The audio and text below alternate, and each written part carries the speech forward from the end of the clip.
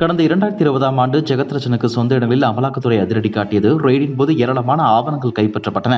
பின்னர் சொத்து முடக்கம் என்ற நடவடிக்கை வேறு திசையில் பயணிக்க கடைசியில் அந்நிய செலாவணி மேலாண் சட்ட மீறல் என்ற புள்ளியில் ஜெகத் ரட்சனுக்கு 908 கோடி ரூபாய் அபராதம் விதிக்கப்பட்டது.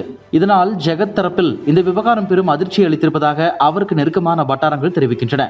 இவ்வளவு தூரம் ரெய்டு, அபராதம் என தம்மை சுற்றி நடக்கும் அரசியல் நெருக்கடிகள், சவால்களை கட்சி தலைமை கண்டுகொள்ளவில்லை என்று ஜெகத் ரட்சகன் மனம் புழுங்கி இருப்பதாக அவரது ஆதரவாளர்கள் கூறி வந்தனர்.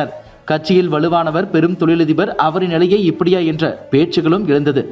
இந்த நிலையில் திமுக பவள விழா ஆண்டு முப்பெரும் விழாவை ஒட்டி ஆண்டுதோறும் வழங்கப்படும் விருதுகளுக்கு தேர்வானவர்களின் பட்டியலில் ஜெகத் ரட்சகன் பெயரும் தேர்வு செய்யப்பட்டுள்ளது.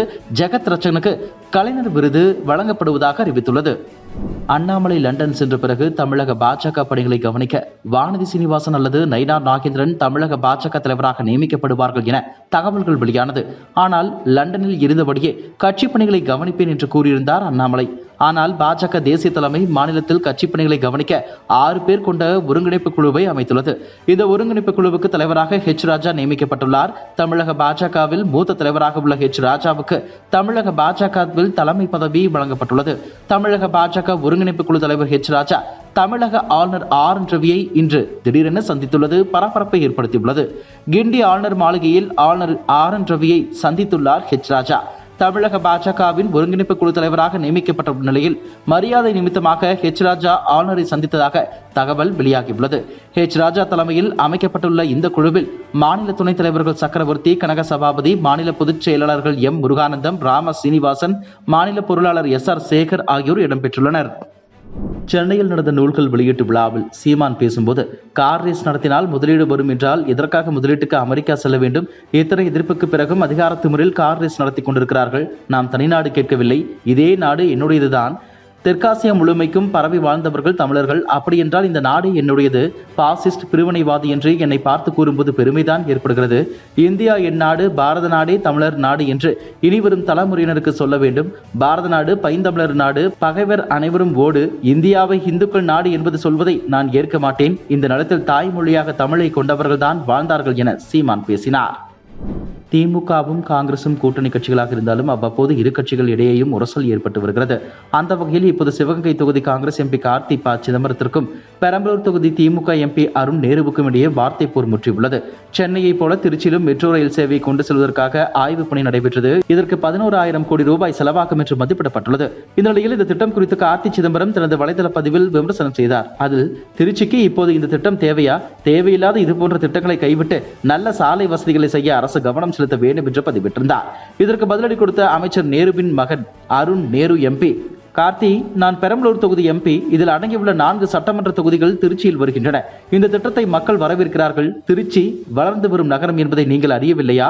வரும் காலத்தில் மக்கள் அரசு அலுவலகங்கள் உட்பட பல பகுதிகளுக்கும் செல்வதற்கு மெட்ரோ ரயில் கை கொடுக்கும். எனவே தேவையற்று பேசுவதை நிறுத்துவது நல்லது என்று பதிலடி கொடுத்துள்ளார். இதற்கிடையில் அருண் நேருவின் இந்த கருத்திற்கு காங்கிரஸ் MP மாணிக்கம் தாக்கூரும் ஆதரவு தெரிவித்துள்ளார்.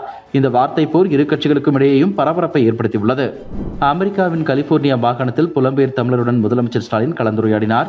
சான் பிரான்சிஸ்கோவில் உள்ள தமிழ் மன்றங்கள் சார்பில் நடந்த இந்த நிகழ்ச்சியில் ஏராளமானோர் பங்கேற்றனர். அப்போது ஸ்டாலின் பேசும்போது, அமெரிக்க முன்னணி நிறுவனங்கள் முதலீடு செய்ய இந்த வம்சாவளியினர் வலியுறுத்த வேண்டும். உழைப்பு, திறமை, தன்னம்பிக்கையால் இந்திய வம்சாவளியினர் உயர்ந்துள்ளனர். பல்வேறு மொழி பேசி இந்திய மக்கள் அமெரிக்காவில் பறந்து விரிந்துள்ளனர்.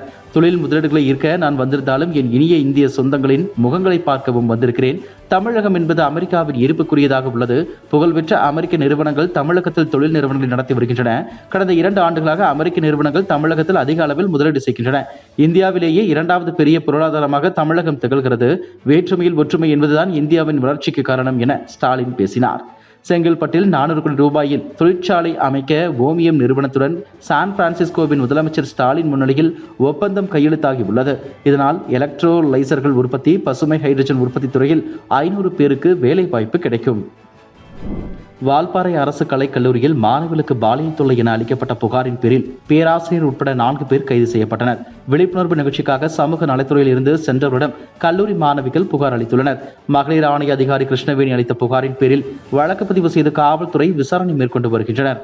தேனி மதுரை சாலையில் உள்ள ஜவுளி கடை திறப்பு விழாவிற்காக நடிகர் ஜீவா வந்திருந்தார். அப்போது அவரிடம் நிருபர்கள் பேட்டி கேட்க முயன்றனர்.